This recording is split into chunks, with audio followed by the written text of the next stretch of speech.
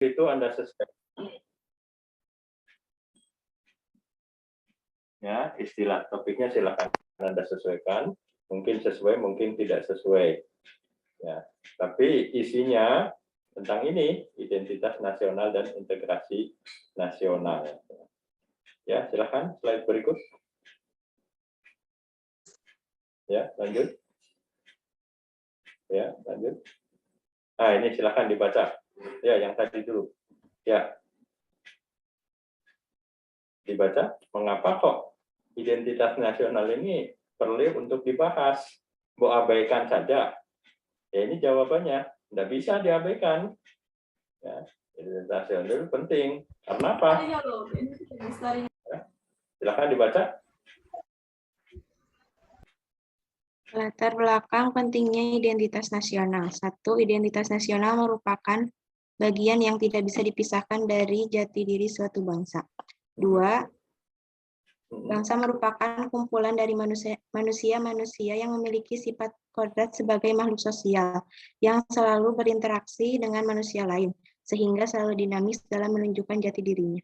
Ya, bukan karena biar Bapak punya pekerjaan, punya kesibukan ya, mengajar tentang ini, tapi ya dari segi objektivitas, identitas nasional ini tidak terpisahkan dari jati diri. Setiap negara mesti ya ingin punya jati diri, gitu ya. Intinya lah Indonesia jati dirinya apa? Itu suatu saat ya harus ditunjukkan ya. Jati dirinya apakah ya selalu ikut ambil bagian dalam bulu tangkis. Nah, itu mereka merupakan jati diri. Ya. Itu salah satu contoh. Ya, slide berikut.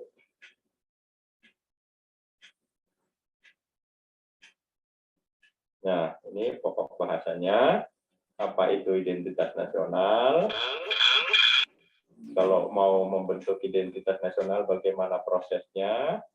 Dan unsur-unsurnya apa saja yang bisa jadi jati diri suatu bangsa, ya, dan jati diri bangsa Indonesia itu apa? Ya, slide.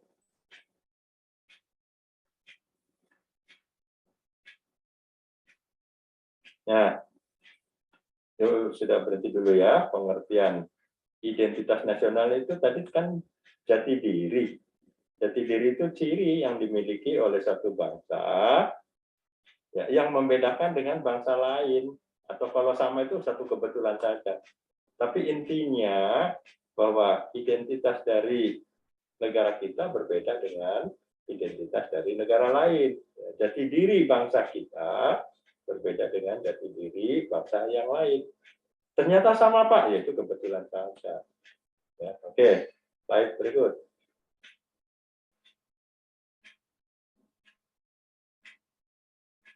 Nah, sekarang ada beberapa faktor ya, yang mempengaruhi terbentuknya jati diri suatu bangsa. Jadi suatu bangsa punya jati diri atau tidak tergantung 4 faktor ini.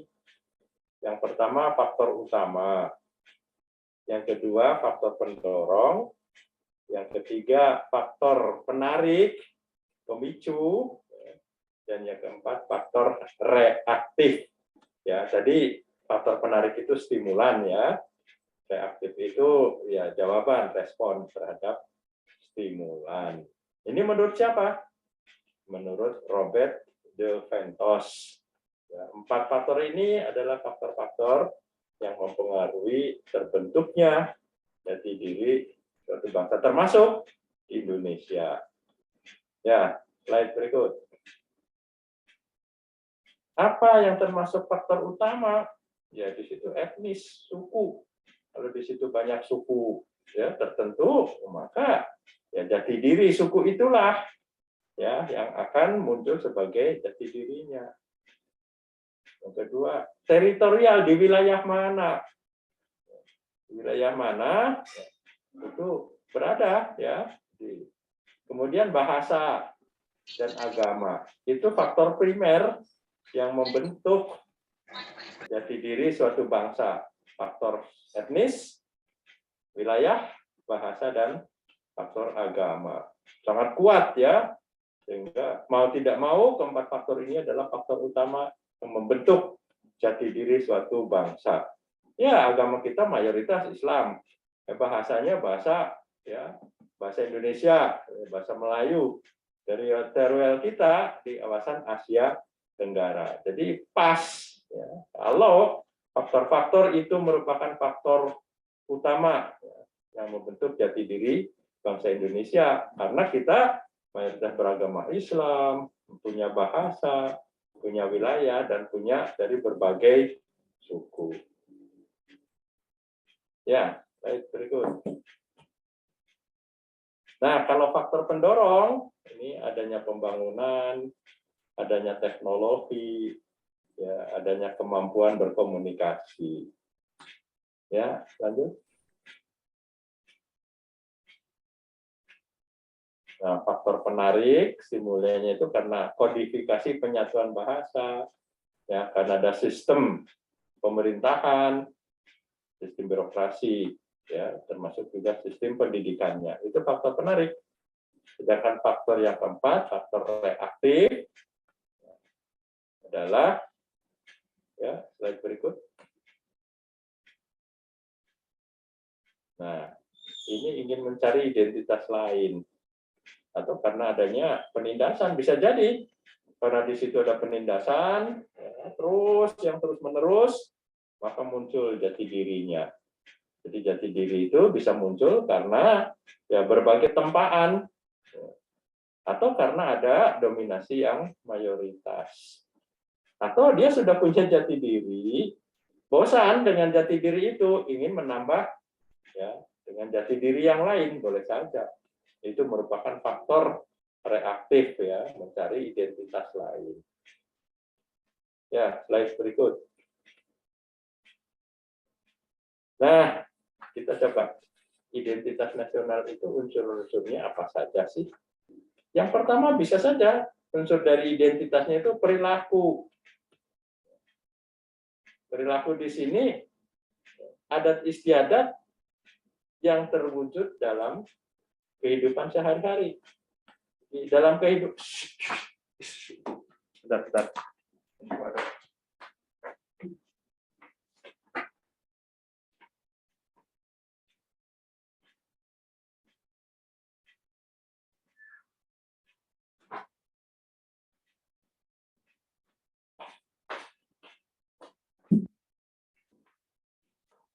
Nggak masuk.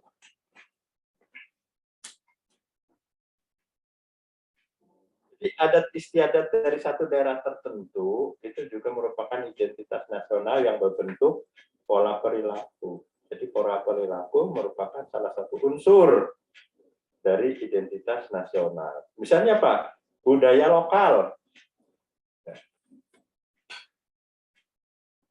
Ini budaya ya, budaya seni suara, budaya pakaian, ini perilaku berpakaian, perilaku menikahkan, itu juga merupakan identitas. Yang kedua, bukan merupakan perilaku, tapi merupakan lambang. Ya, satu daerah punya lambang, Indonesia punya lambang. Misalnya benderanya merah putih, ya, tidak bulat, tapi persegi, merah di atas, itu juga merupakan ya, identitas kita. Lagu Indonesia Raya itu identitas. Jadi tidak selamanya dengan perilaku budaya, tapi juga bisa lambang itu menunjukkan ya, itu identitas nasional suatu bangsa. Ya, contohnya kalau Honda, ya, itu udah orang mesti oh ini Jepang. Ya, jadi lambangnya apa? Ya, kalau raket atau Piala Thomas, ya itu Indonesia, itu lambang menunjukkan identitas. Ya, slide berikut.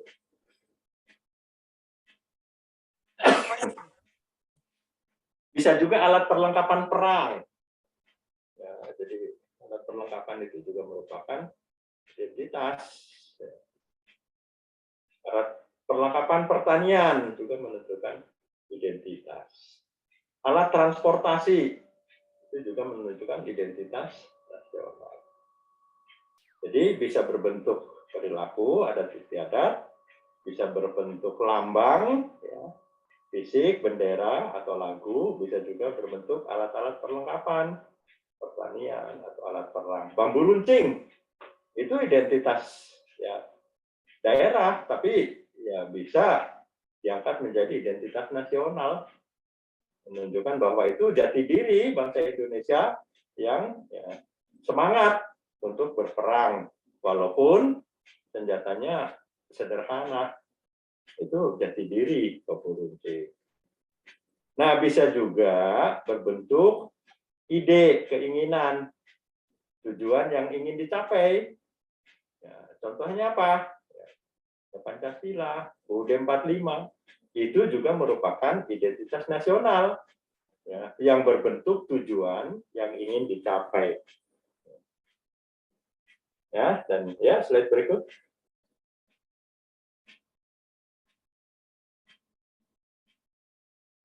Nah, itu ya. Sekarang setiap negara pasti punya ya identitas berbentuk perilaku, bisa berbentuk lambang, bisa berbentuk tujuan, bisa berbentuk alat perlengkapan. Lah Indonesia yang menjadi identitas nasional bagi kita itu apa? Ya, salah satu di antaranya ya Pancasila. Itu dikaitkan dengan tujuan. UUD 45 itu juga konstitusi, ya. Kemudian lagu kebangsaan itu juga menunjukkan identitas nasional yang berbentuk apa tadi? Ya, lambang. Bahasa juga lambang. Warna bendera juga lambang. Burung Garuda juga lambang. Ya.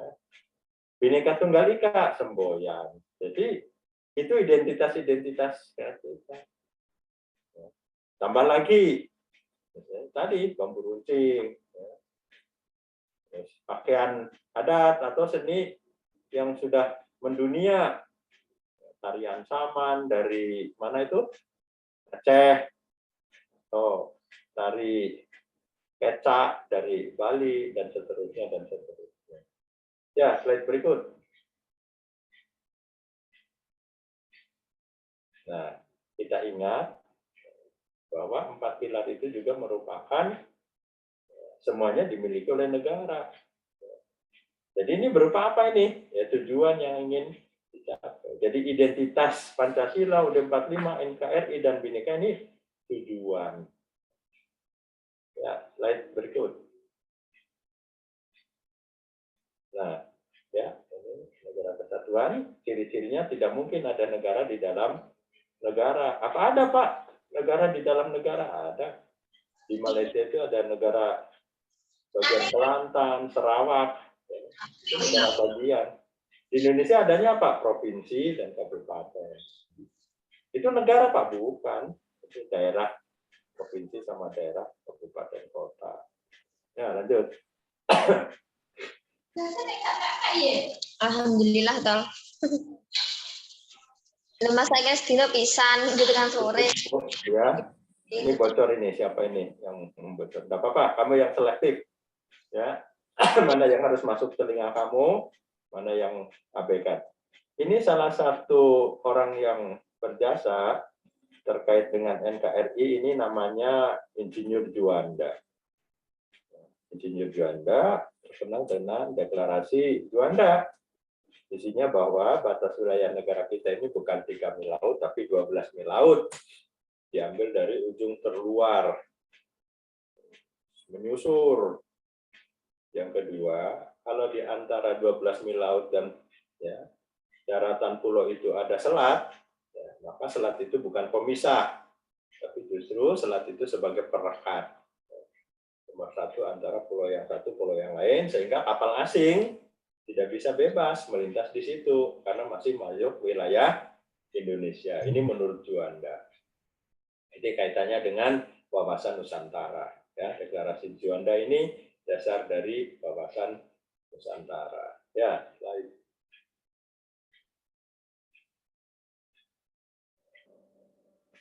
Nah, coba ya, ini di pertemuan yang terakhir Anda menayangkan salah satu identitas nasional, bisa berbentuk ya, upacara adat, perkawinan atau adat upacara apa, atau berbentuk seni tari atau berbentuk pakaian. Tidak usah dikumpulkan, tapi nanti Anda siap pada saat pertemuan yang akan datang yang terakhir. Ada pertanyaan sampai di sini?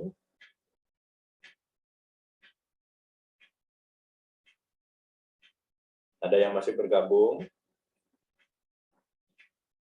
Masih, Pak. Yang bilang masih, siapa?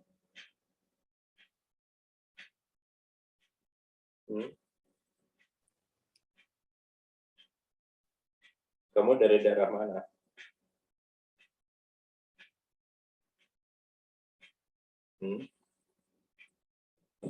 Si pennya siapa ini? Si pennya Adila ya? Adila, Ya, Pak. kamu dari daerah mana asalmu? Di Sumedang, Pak. Sumedang. Ya. Di situ ada upacara adat apa? Di Sumedang. Nggak ada sih, Pak. Kalau misalkan Masa? ada, Malas kamu. Pasti ada upacara bukan adat. upacara sih, Pak. Hmm? Iya, bukan upacara. Ada apa misalnya ya? Panen, memperingati upacara adat apa? Ya, kalau di Bali kan ngaben, di situ ada upacara adat apa misalnya? Memperingati apa? Biasanya kayak muludan aja sih, Pak. Boleh, itu juga ya. namanya upacara ya, terkait dengan hari besar. Ada seni tari yang terkenal di situ? Di Sunda, Sumedang kan Sunda. Ya, Jaipong paling, Pak. Jaipong. Iya, Jaipong. Itu juga merupakan seni tari. Wayang golek. Itu kan seni tari. Adat perkawinannya khas enggak? Perkawinan adat Sunda? Ada adat Sunda. Kekhasan adat Sunda dengan adat yang lain? Ada enggak? Ada, Pak, tapi saya kurang tahu gitu. Nah, biar tahu, Anda ya lari tayangkan minggu depan ya. Ini pakai upacara ya adat perkawinan, pakaiannya ini ya. Terus seni tari yang contohnya ini tadi apa tadi? Seni tari apa tadi apa? Jaipong. Ini contohnya seperti ini. Ada yang seni suara ini suara Sunda mungkin ya, seni Sunda. Kemudian upacara adat yang tadi hari besar. Bisa enggak kamu browsing, kemudian ditayangkan minggu depan? Bisa ya? Enggak bisa? Bisa, Pak, bisa. Oke, baik ya. Ini Adila. Baik, slide berikutnya. Nah, ini contohnya ada upacara ngaben di Bali ya. Ya, slide berikut. Nah, sekarang integrasi nasional. Apa beda identitas nasional dengan integrasi nasional? Kalau integrasi itu penyatuan, kita berintegrasi, menyatu, atau merger ya, tapi skupnya nasional. Ya, silakan di slide berikut. Ya, yang perlu Anda ketahui prosesnya, yang kedua, proses terbentuknya bangsa dan negara. Ya, bangsa dulu baru negara atau negara dulu baru bangsa. Nah, itu dibahas di sini. Nah, sekarang kalau integrasi nasional, ya slide berikut. Ya, yang sebelum lagi ke situ, penting nggak sih kita membahas integrasi nasional atau nggak penting? Ya, yang satu bilang penting. Kalau penting, alasannya apa? Bagian tidak terpisahkan dari diterimanya toleransi. Jadi toleransi mengakui adanya perbedaan, dilebur menjadi satu. Ya, jadi ini toleransi dalam hal walaupun kita berbeda tapi tetap satu.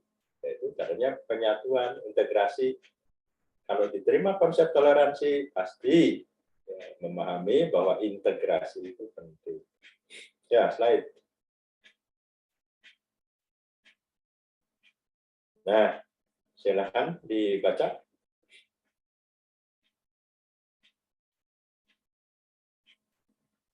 Proses integrasi nasional. Pengertian integrasi nasional adalah proses penyatuan berbagai kelompok budaya dan sosial yang beragam dalam suatu wilayah. Kemudian dibentuk wewenang kekuasaan nasional pusat yang bertujuan membangun rasa kebangsaan dengan cara menghapus kesetiaan pada ikatan-ikatan yang lebih sempit. Ya, jadi salah satu yang harus ada dalam proses integrasi itu melepas ya, kesetiaan pada ikatan-ikatan kecil yang bersifat individu, dilepaskan. Itu bisa terjadi integrasi. Kamu misalnya membentuk WA group, ya terbentuknya WA group ini karena ya, ada kamu melepas ego-ego pribadi. Ya, gitu. Ya, slide berikut. Nah, kalau mau melakukan proses integrasi, dimulai dari apa, dilanjutkan apa, dan diakhiri dengan apa. Nah ini tahapannya. Yuk dibaca. Satu, tahapan proses. Ya, lebih baik bertabrakan daripada pasif ya. Ini senang ini. Tahapan proses integrasi. Tahapan proses sebagai kelompok.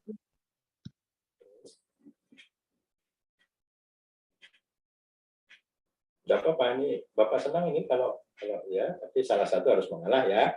Nah ini melepas ego pribadi demi kelancaran proses pembelajaran di kelas itu merupakan penyatuan ya. Kalau C menghargai, yang satu berbicara, yang satu harus mematikan mic-nya dan berhentian. Ya silakan, salah satu.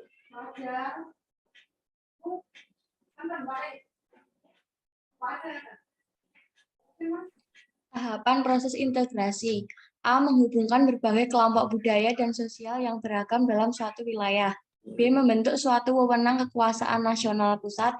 C. Membangun rasa kebangsaan dengan cara menghapus kesetiaan Ya, seperti pada tadi, ikatan yang persis ya. Persis. Tapi yang kedua.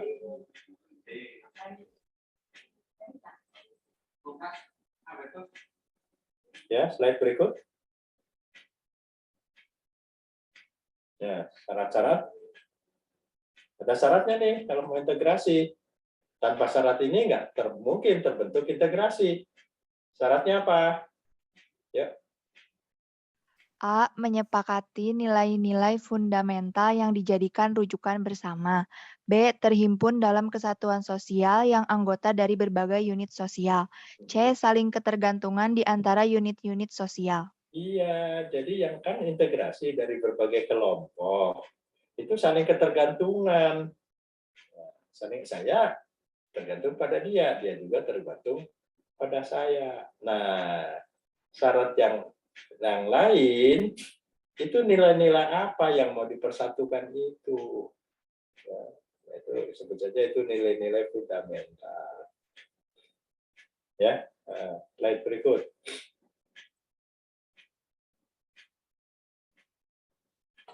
Ya, dibaca. Hakikat bangsa dan negara. A. Hakikat bangsa, kajian mendalam tentang bangsa. 1. Pengertian bangsa. Bangsa adalah kumpulan orang-orang yang mempunyai kesamaan keturunan, adat istiadat, bahasa, dan sejarah, yang mempunyai pemerintah sendiri. Ya, Prof. Mas Rufi bilang, kalau bicara hakikat itu, kita harus merenung. Ya. Merenung, atau ya bisa merenung sendiri, bisa merenung bersama-sama.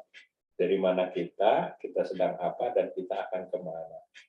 Nah ini renungannya itu renungan tentang bangsa dan negara. Kemarin renungannya tentang filsafat, nah, tentang Pancasila. Nah kalau ini kita renungan bangsa itu siapa ya?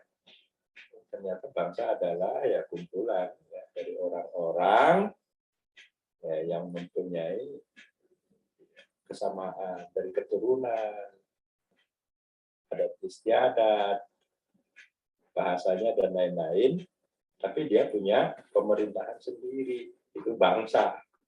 Ya, slide berikut. Nah, sekarang kalau kita mau merenung, ternyata bangsa dan negara ini bisa dikaji dari dua sisi. Sisi masa lalu dan sisi masa yang akan datang. Sisi masa lalu itu berarti kita mengkaji secara antropologis. Kalau sisi masa yang akan datang, itu sisi kajian politis. Jadi bangsa dan negara ini sebenarnya kita bisa kaji, kenapa ya pada bangsa dan negara? Itu berarti kajian antropologis. Tapi kalau ya apa ya yang bisa dilakukan oleh suatu bangsa dan negara, itu berarti kajian yang akan datang, kajian politis. Ya, lain berikut. Nah, sekarang dibaca kajian antropologis itu maksudnya apa? Ya. Kajian antropologis bangsa sekelompok besar manusia dalam masyarakat yang memiliki keterkaitan satu sama lain karena adanya kesamaan asal-usul keturunan yang sama dari kebudayaan, bahasa, serta agamanya. Muncul istilah heredity group atau grup keturunan. Anda mungkin pernah dengar, trah, ini trahnya siapa? Mbah Wongso, Mbah apa lagi itu, ya, yang nama mbah-mbah itu. Wah, ini trah keturunannya Raden Wongso. Oh, ini trah keturunannya Raden Aryo. Oh, ini lah. Kok muncul istilah trah-trah itu berarti dasarnya kajian antropologis.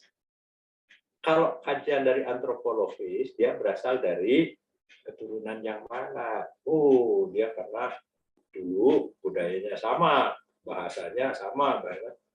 Nah ini, kalau melihat bangsa itu, ternyata berasal dari asal-usul yang sama, budaya sama, itu berarti kajian itu kajian yang antropologis. Nah, buahnya muncul istilah grup keturunan trah, ya. Trahnya siapa? Itu ya. Ya, berbeda dengan kajian politis. Ya, apa sih kajian politis? Ya, ya, berikut.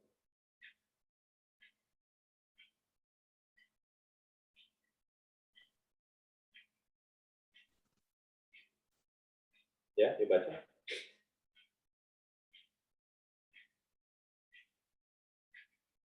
Kajian politis, bangsa lahir dari sekelompok masyarakat yang keterikatannya karena kesamaan nasib, kemudian melahirkan cita-cita tujuan yang sama.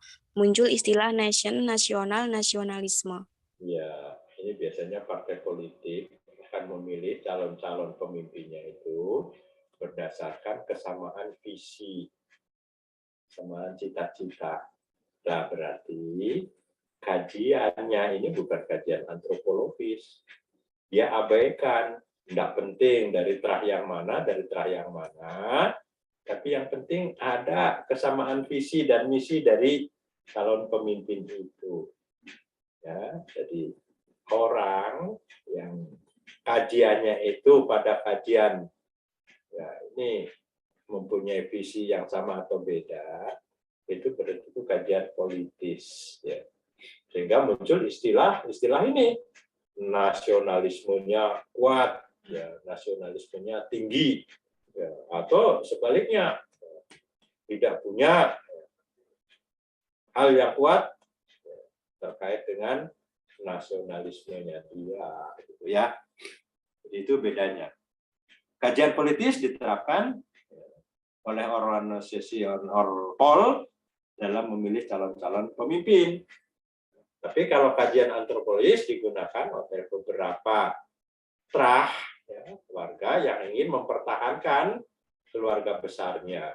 Ya, misalnya trah siapa tadi, trah siapa. Ya, slide berikut.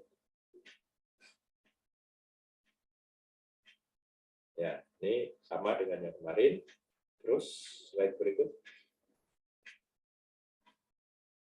Nah, negara Indonesia ini negara kepulauan, bukan negara pulau ya, bukan juga negara pantai, tapi negara kita negara kepulauan. Ya, lain. Ya, ini sama dengan tadi ya, prinsipnya Insinyur Juanda dan nanti muncul di kawasan Nusantara, negara yang merupakan satu kesatuan wilayah darat, laut, dan udara. Dan selat bukan merupakan pemisah, tapi sebagai pemersatu. Ya, lanjut. Nah, ini unsur-unsur negara tidak hanya 3. Ya, ini kalau kajiannya lebih mendetail, juga memerlukan negara itu punya tujuan atau enggak. Harus ada itu. Nah, dia masuk anggota PBB atau enggak. Ini tujuan unsur negara tambahan ya, tidak hanya warga negara, wilayah, maupun pemerintahan saja. Ya, slide berikut.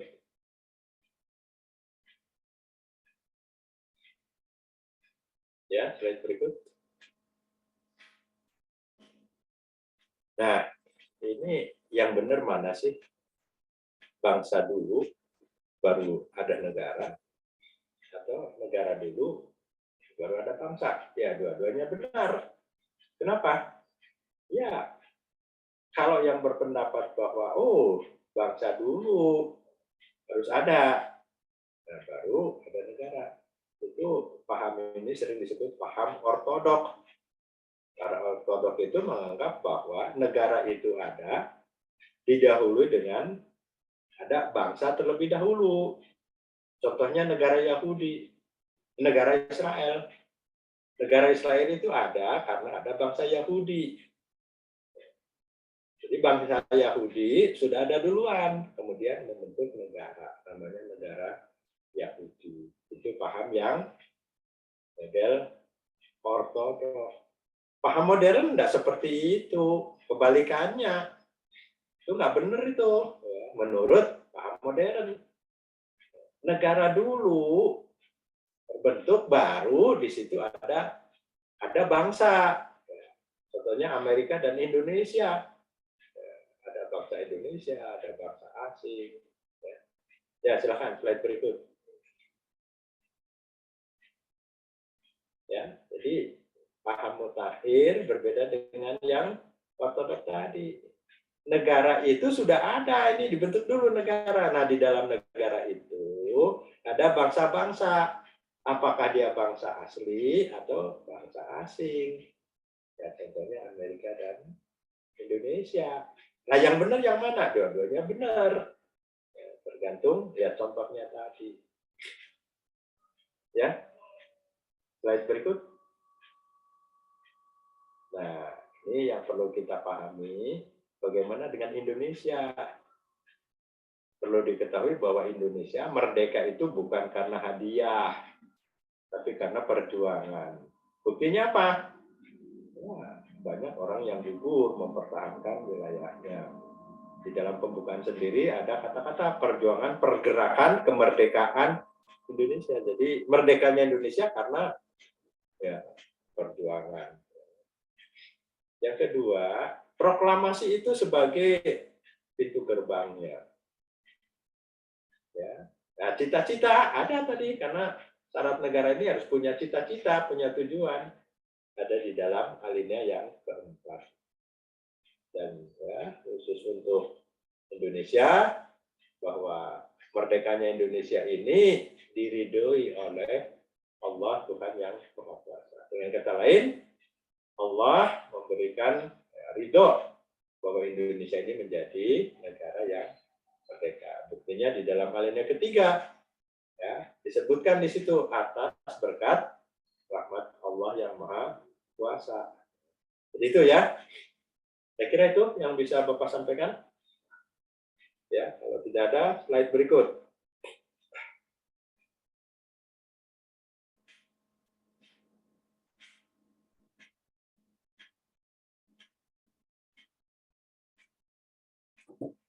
Nih, slide boleh, wawasan boleh, ya, hak dan kewajiban juga boleh.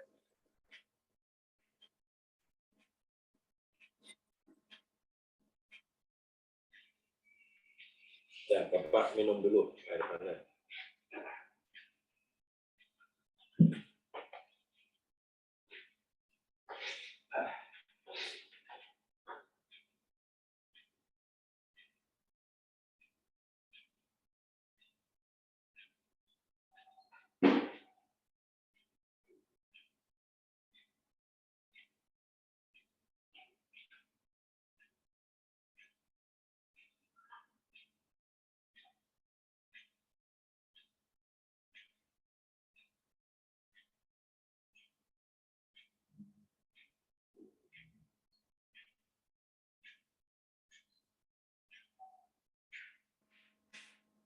namanya sah.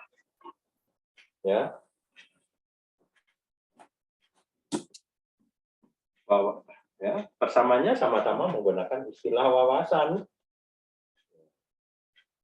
Wawasan itu apa sih? Ya, cara pandang. Jadi kalau ditanya apa wawasan Nusantara, adalah cara pandang bangsa Indonesia tentang Nusantara. Kalau wawasan kebangsaan, apa? Cara pandang bangsa Indonesia tentang bangsanya. Ya, jadi itu. Nah sekarang lanjutkan. Kalau wawasan Nusantara, cara pandang bangsa Indonesia tentang Nusantara, maksudnya apa? Cara pandang bangsa Indonesia bahwa Nusantara ini merupakan satu kesatuan wilayah. Wilayah apa? Darat, laut, dan udara. Nah, kalau cara pandang seperti itu berarti cara pandang bahwa Indonesia ini ya ini harus satu kesatuan. Ya, daratannya apa saja? Pulau-pulaunya ada berikut pulau, negara kepulauan. Ya. Wilayah lautnya berapa? 12 mil laut. Udaranya. Jadi itu merupakan satu kesatuan. Itu pengertian wawasan Nusantara, cara pandang dari segi kewilayahan. Kalau wawasan kebangsaan, ini wawasan dari bangsa kita tentang ya, politik. Bangsa ini apa? Ekonomi, sosial budaya, pertahanan dan keamanan. Ini merupakan satu kesatuan yang utuh. Kalau bedanya apa? Kalau yang tadi fokusnya pada wilayah fisik, darat, laut, dan udara, kalau ini wilayah idealis, ideologi, politik, sosial, budaya, pertahanan, dan keamanan itu merupakan satu kesatuan. Itu ya bedanya. Nah, Prof. Masuki juga menguatkan bahwa wawasan kebangsaan adalah cara pandang bangsa Indonesia bahwa negara ini punya pilar. Cara pandang bahwa pilar Indonesia ini ada 4, itu masuk wawasan kebangsaan. Ya. Pancasila, UUD 45, NKRI, dan Bhinneka, itu adalah wawasan kebangsaan bangsa Indonesia. Cara pandang bahwa Indonesia ini mempunyai pilar yang harus utuh. Gitu ya. Jadi banyak ragam mendefinisikan dari wawasan Nusantara dan wawasan kebangsaan. Di dalam wawasan kebangsaannya sendiri banyak definisi, wawasan Nusantara banyak definisi. Tapi intinya seperti itu. Ya, slide coba dicari slide yang penting nanti. Ya, sudah ini terus. Sudah tadi ya. Sudah tadi ya. Terus. Terus. Nah, ini fungsi. Nah, fungsinya sama enggak? Fungsi wawasan Nusantara dengan fungsi wawasan kebangsaan. Yuk dibaca. Fungsi dari wawasan Nusantara apa? Fungsi wawasan Nusantara yaitu wawasan Nusantara dijadikan konsep-konsep. Yang pertama, pembangunan nasional, yang kedua, pertahanan keamanan, dan yang ketiga, kewilayahan. Ya, slide berikut. Nah, ya, ke yang tadi, kembali yang tadi. Jadi, fungsinya itu sebagai ya dasar penentuan pedoman. Pedoman dalam hal apa? Menyusun pembangunan. Pembangunan ini harus di wilayah darat, laut, dan udara. Pertahanan juga gitu. Kewilayahan juga itu ya. Jadi sebagai konsep pedoman dalam membuat ya slide berikut.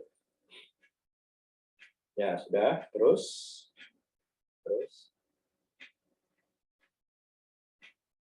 Nah, ini sebagai pembatas ya. Kita daratan batasnya dengan negara lain. Harus jelas itu. Jangan mau digeser-geser.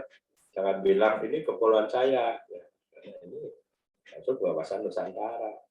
Ya, lanjut. Nah, silakan tujuan wawasan Nusantara ya dapat dilihat dari ya silakan dibaca.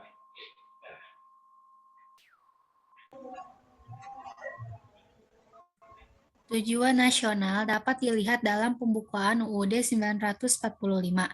Dijelaskan bahwa tujuan kemerdekaan Indonesia adalah untuk melindungi segenap bangsa Indonesia dan seluruh tumpah darah Indonesia dan untuk mewujudkan kesejahteraan umum, mencerdaskan kehidupan bangsa, dan ikut melaksanakan ketertiban dunia yang berdasarkan kemerdekaan, perdamaian abadi, dan keadilan sosial.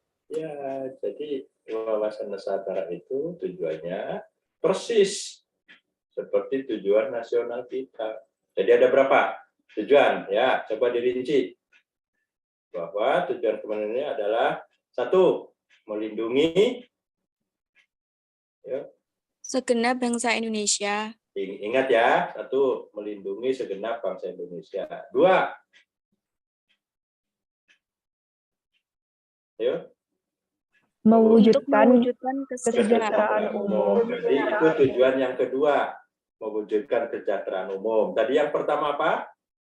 Melindungi segenap bangsa Indonesia. Yang kedua, mewujudkan kesejahteraan umum.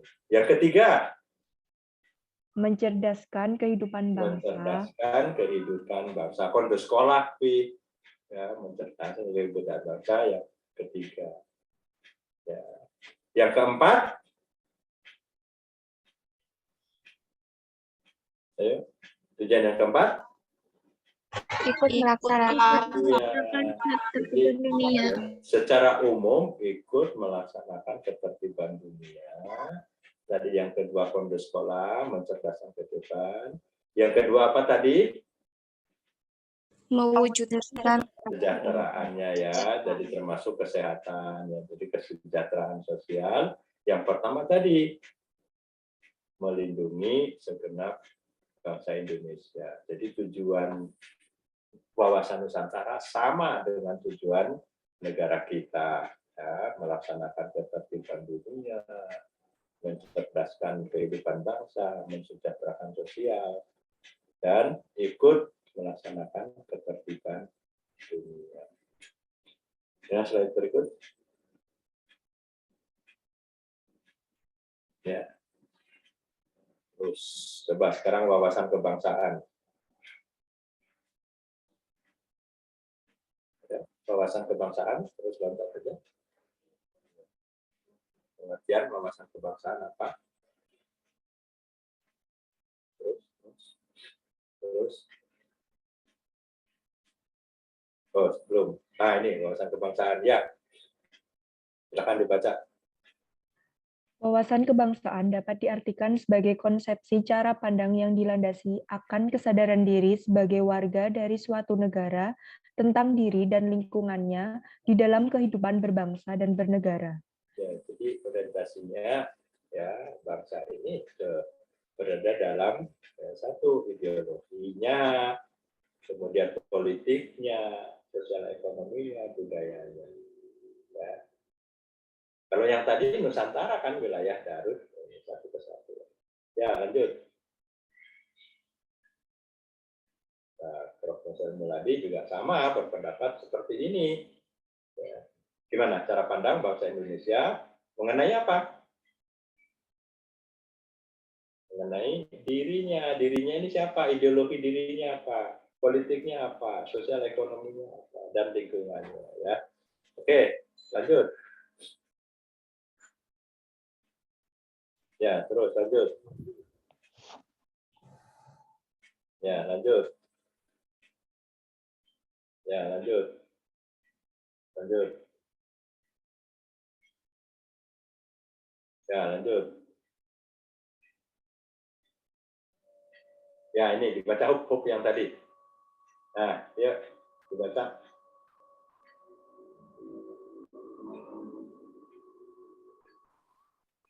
Wawasan kebangsaan Indonesia tidak mengenal adanya warga negara kelas 1, kelas 2, mayoritas atau minoritas. Hal ini antara lain dibuktikan dengan tidak digunakan bahasa Jawa misalnya, sebagai bahasa nasional, tetapi justru bahasa Melayu yang kemudian berkembang menjadi bahasa Indonesia.